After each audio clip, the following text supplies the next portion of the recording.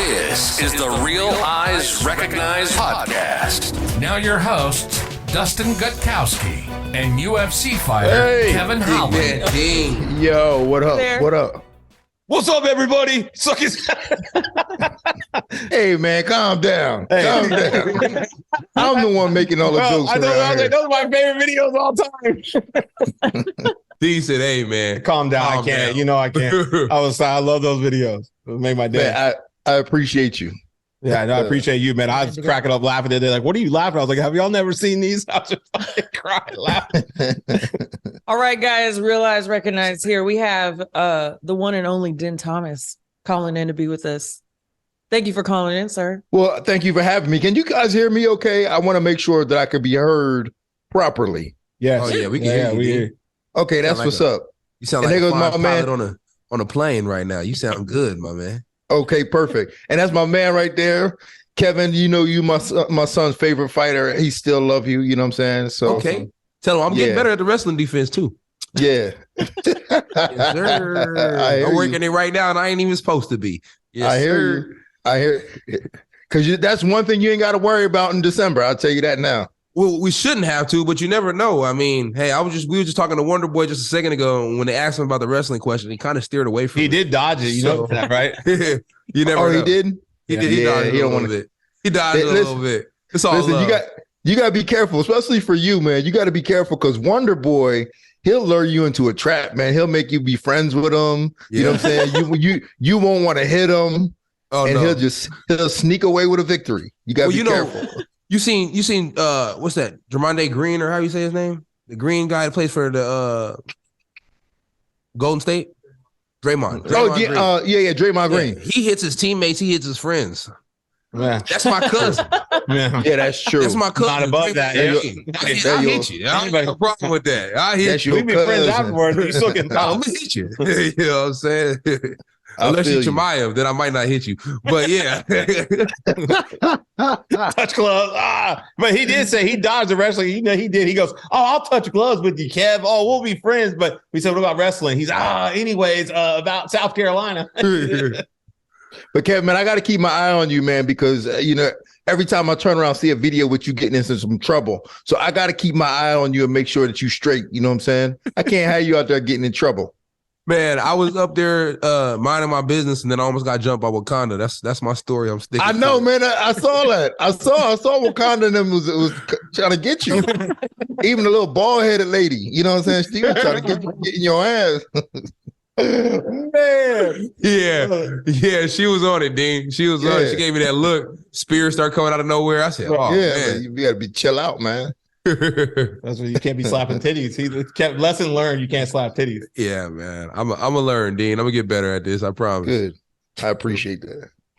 Dean, so you're actually one of my favorite analysts to listen to. Oh, yeah, you are. And so it was interesting when you told me kind of something I would not have expected, that you're actually an introverted person. So how does that work? Well, it's survival, really. You know what I'm saying? Like, as an introvert, I like being alone. In fact, like, I don't go out. When the show's over, I go back to the room. I chill. I do a lot of stuff by myself. But for survival, in order to make money and make a living, I get out there and I play the role. So I'm not afraid of people. I'm not shy. I just don't like being around people. Just don't like people. I can relate to that. Yeah, I just don't like people. On that all the time. Yeah. They suck all my energy out. So like when I'm done, like it's really like draining, and like I have to like get away from people and then just like chill out by myself for just days and hours. So it's because you're a great person though. You give your energy when you're around people. You give it your all. You don't hold back. So it's like by the time you're done, you probably are worn out. It's like for sure. For sure. I am like that. I give my energy because I feel like a lot of people need it, because a lot of people, they live these negative lives. They filter information through this negativity. So like when I'm around, I try to give them some positivity to filter the world through.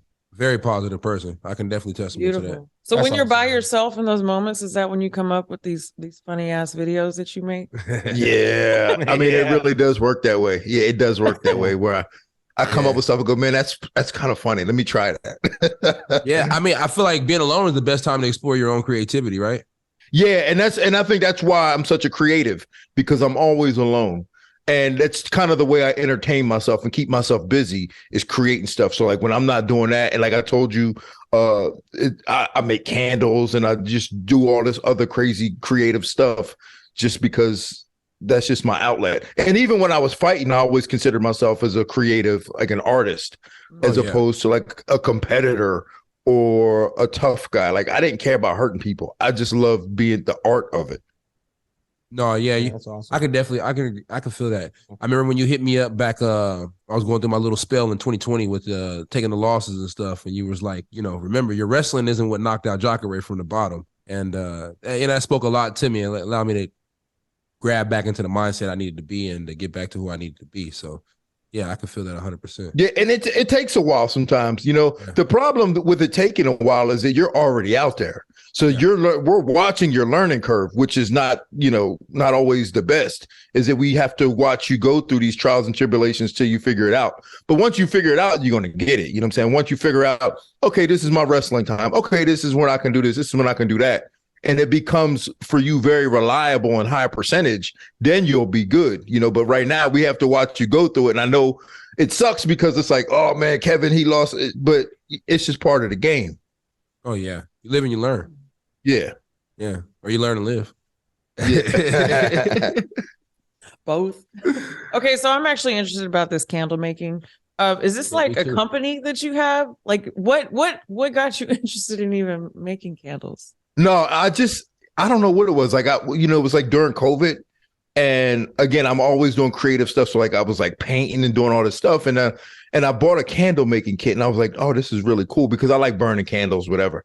But so I just started making my own, and then I started doing them in wine glasses, and I started putting the artwork on them, and I do them for like everybody. Like I give them to like all the people, like all the workers at the UFC. I make them for them, and just that's pretty cool. Nice. Yeah. So you got like a go-to smell you use? Nah, and that's the problem though, is like I can't ever recreate any of the smells that I make because I just gotta throw everything together. Everything's kind of like one.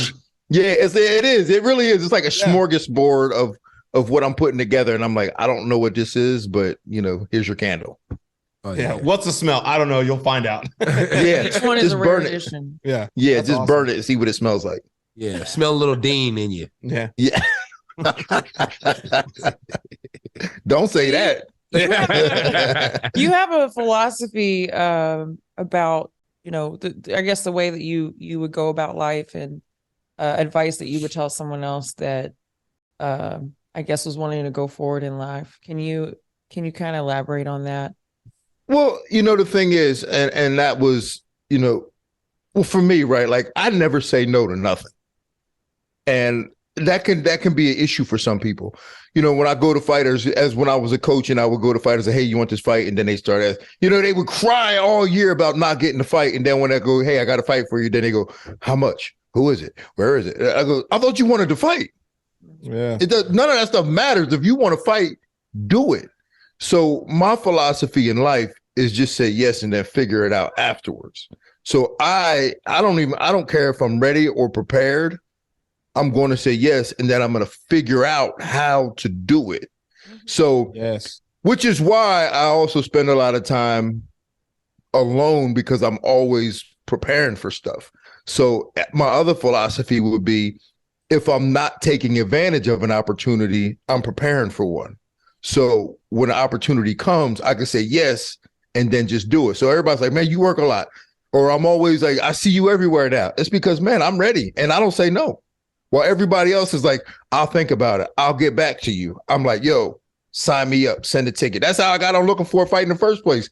Dana White called me. I was like, hey, you got to leave tomorrow. I was like, man, I got a bag in the car. Send me the ticket. And I left. Yeah.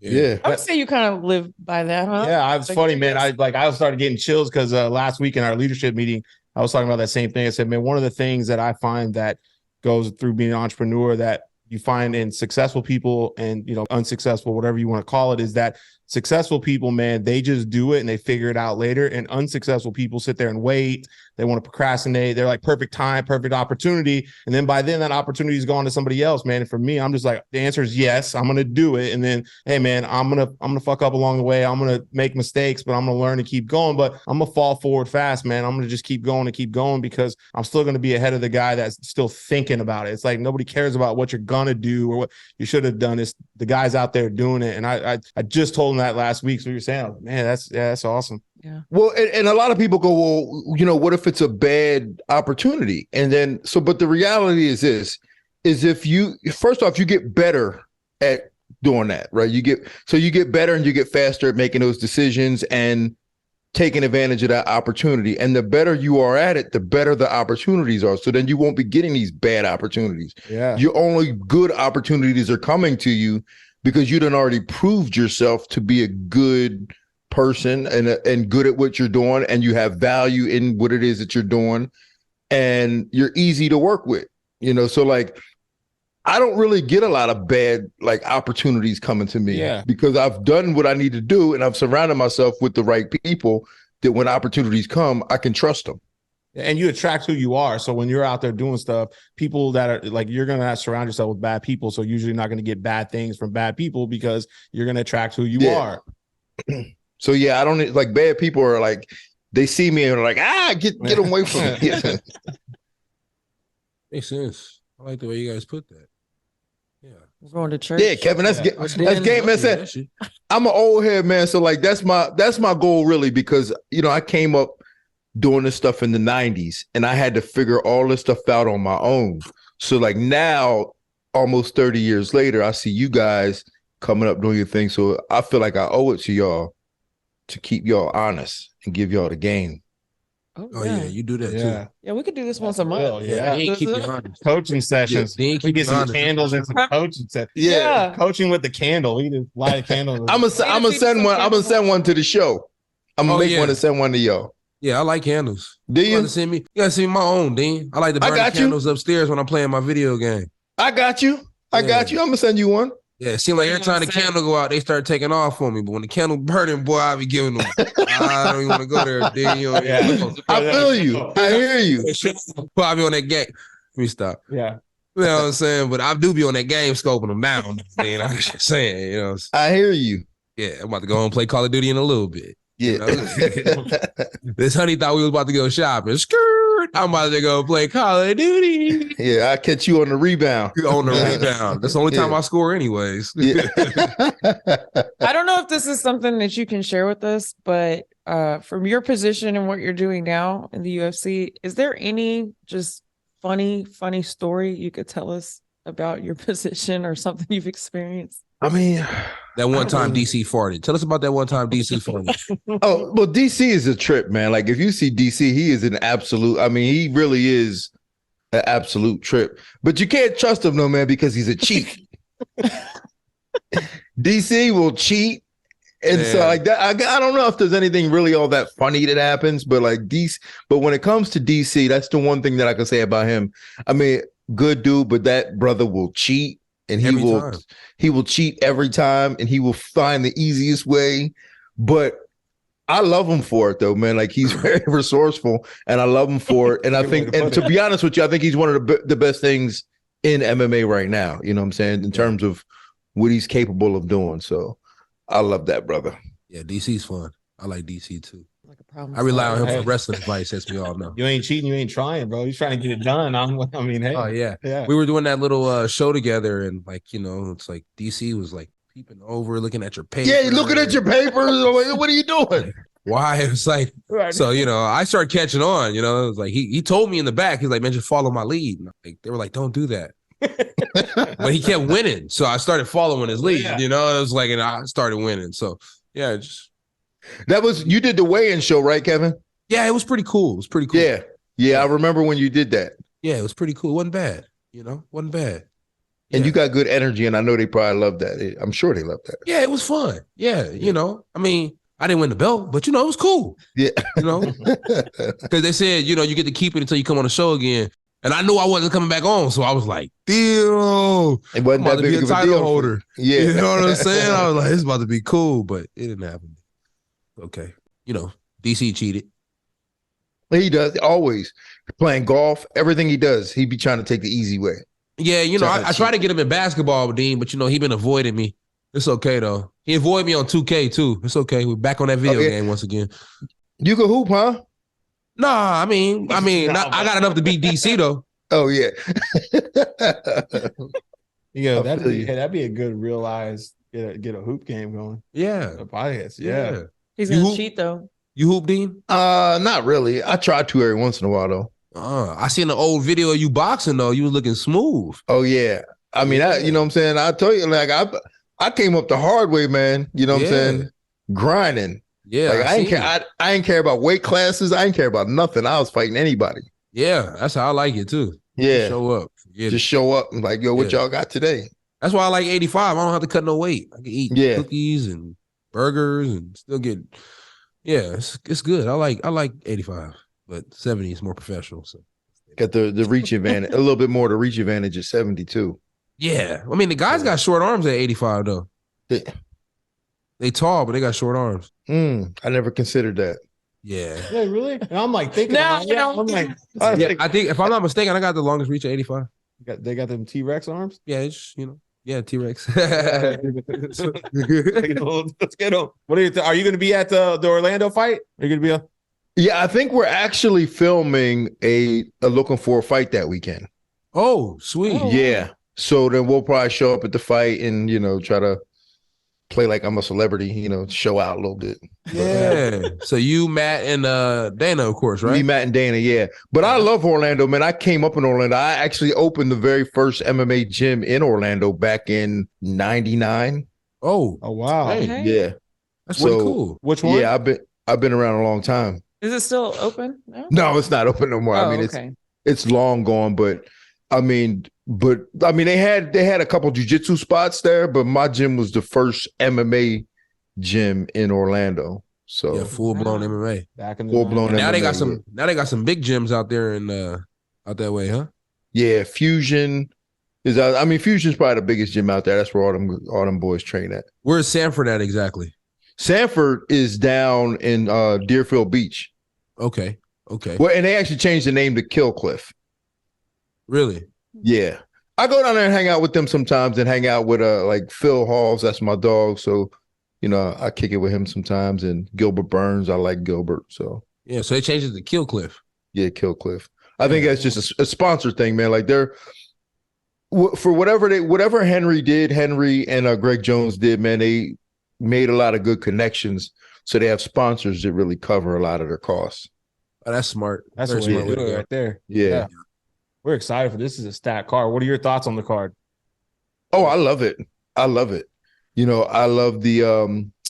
Phil Rowe and what's his name? Oh, why am I drawing a blank? The crazy white boy. Yeah, there's a lot of them. Yeah, they're all crazy white boy. But it's a good fight, man. I think it's a great fight. And I mean, and really for you, Kevin, I think it's a great fight for you too, because I mean, you're getting what you want, and really the secret is out on his style of striking. So like you're going to have your moments, you're going to have your opportunities to shut him down. So it's a great fight for you. I know you can't bet on the fight, but if you were a betting man, who you got, Wonder Boy or Kev? I don't even think he can say. Yeah, you can't say, can you? No, I can't. No, I can say. I mean, I can't bet. I don't bet anyway. So like, me either. Yeah, I don't bet. I'm like, man, I work too hard for my money. I don't want to lose it. I'd rather spend it on something stupid. Yeah. Like, I don't bet, but I mean, when people ask me, I still tell them to go to my bookie. But, yeah. Use the code. Use my code. Shout out to my bookie. Yeah.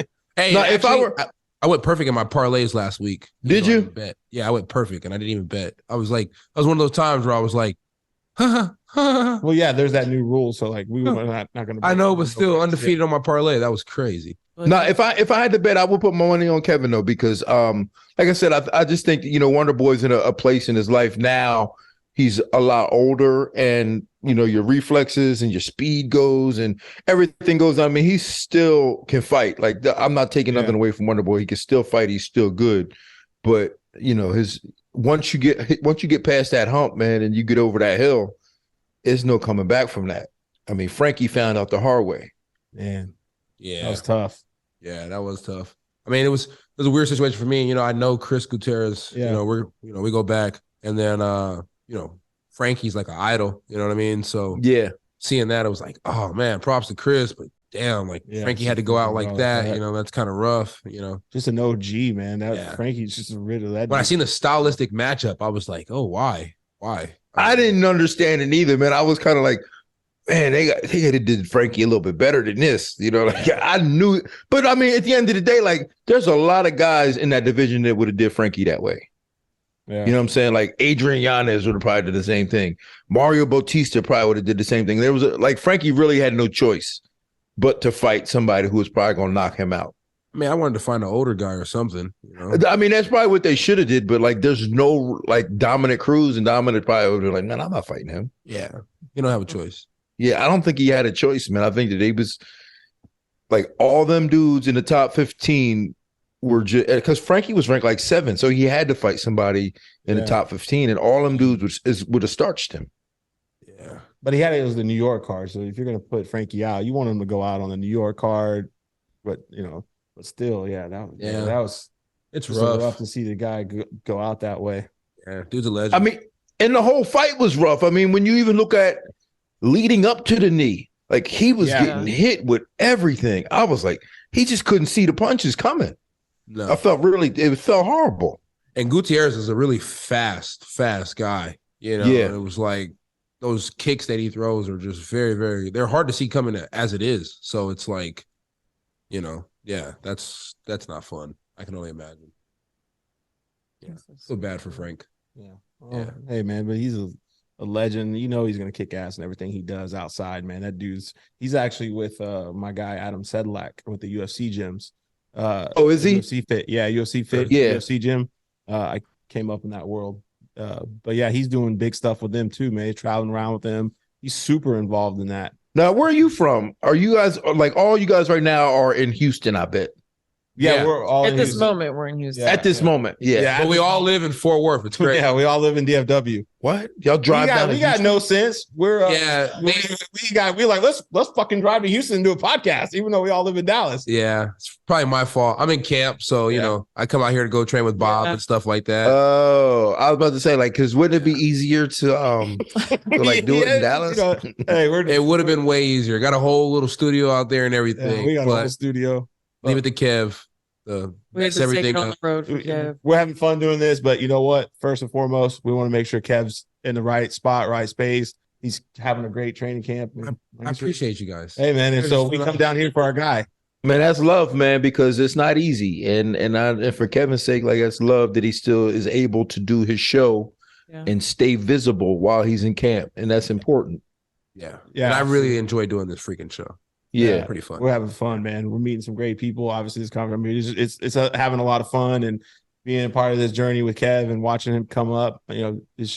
It's incredible. And so it's like, he's like, hey, when we're gonna do the next one? I'm like, hey man, we're coming to Houston. Like, we don't want to take away from what you're doing, because the fight camp's the first and foremost. We shut down the show before we do something like that, because seeing him succeed and winning, I'm super proud of him. Just watching him from the side, because you see the work he puts in, you see what he does, and then on top of everything, and like you said, man, it's just all the stuff, all the trash he talks, but he's just such a good dude. He's always giving back, and people don't see that, and he's always helping people, and so it's just fun, man, for us to do this. So it makes it easier. It's not what you do, it's who you do it with. And so just doing the show, man, it's fun for, I think, all of us. But you know what? Like, for as much trash as he talks, I don't really think of it as like trash talk. It's just kind of like, it's just Kevin. You know what I'm saying? Exactly. It's fun. You know what I'm saying? It's just fun. Yeah. How can you hate it? I don't think there's anybody in MMA that really hates Kevin. No, you know what it is? It's the guys that get upset don't really know Kevin, so they get upset because they don't know Kevin. But if they knew Kevin, they wouldn't get upset. But it's like, it's like except Wakanda, they all hate you. Coming back from that. I don't know, I'm pretty man. Screwed there. For Ali, it's Ali, man. He's the leader of that. So, how'd you know? We can't say we can't say the A word on the podcast. Oh, Yeah. my bad. I won't say the A word. I don't want to get in trouble. Yeah, I won't say the A word, but I'll talk to him. But you can. I mean, you can say ass all you want. Just can't say the A word. Ass Lee. Nah, man, I have a chat with him, man. There's no need to have any type of beef. You know what I'm saying? Yeah, I mean, he's probably a good guy. You know, I just got my own manager, so Yeah. Well, I mean, for me, I like to look at it in terms and I'm not, the one to stand in the front line on racial stuff, but I just don't want to see my brothers out there, going at it in public. Oh, he's really from Fighting. Africa? Who? Ali? Yeah, for sure. Oh, now I feel kind of bad. So you slapped this dude's titty because you thought. Oh, My bad. whoops. Well, if it makes you feel any better, man, I had the same conversation with Izzy and John Jones, man. Like, hey, man, cut this out, man. You know what I'm saying? People are watching. I'm like, you guys are the best fighters in the world. So he's not Muslim? Like, I mean, he's not Israeli or he's Africa for real? Yeah. Damn. They got dudes from South Africa too be looking like me, so you got to be careful. That's true. I'm just saying, I got a homie from South Africa. He's more pale than me. He'd be haunting this podcast with his whiteness because he's white as a ghost. He's from South Africa. Yeah. I'm not lying to you, bro. Well, now a lot of South Africans are white. Yeah. Yeah. Right. Yeah, a good amount of them. So did we squash the beef with Ali or no? Hell no. Yeah, I mean, listen, I can't tell you what to do, and I don't care if you squash it with them. I just don't, you know what I'm saying? Oh, yeah. Keep Yeah, it. I mean, I don't have any problems with anybody. Yeah. I'm a good guy. Yeah. Good guy. We don't, you know what I'm saying? Offset just got fucked, you know what I'm saying? We don't want no problems, man. You know what I'm saying? I see y'all brothers out there doing crazy shit. Yeah, I mean, gotta have your mob tie strong. Yeah. God, I love you. Yeah, I'm just saying, yeah. But, Oh my God. but on that note, did not know he was African. I should probably say sorry, or at least work on trying to say sorry. Yeah. I did not know he was really from Africa. He told me he was from Africa. I thought he was white. He's from Africa. Yeah. Well, that's good. See, look at Never judge a book by Helping its us cover. out. Never judge a book by its cover. Candles, and we're squashing beef. I think Squashing it's good. beef. That's Yeah. what we're. Dean has taught me a lot today. Yeah. Listen, man, I'm just, like I said, I owe it to the game, man. I've been around for so long. I owe it to the game to keep everybody regular, keep everybody honest, Yeah. Listen, at the end of the day, man, it's all about making money and having a career. And that's what it's about.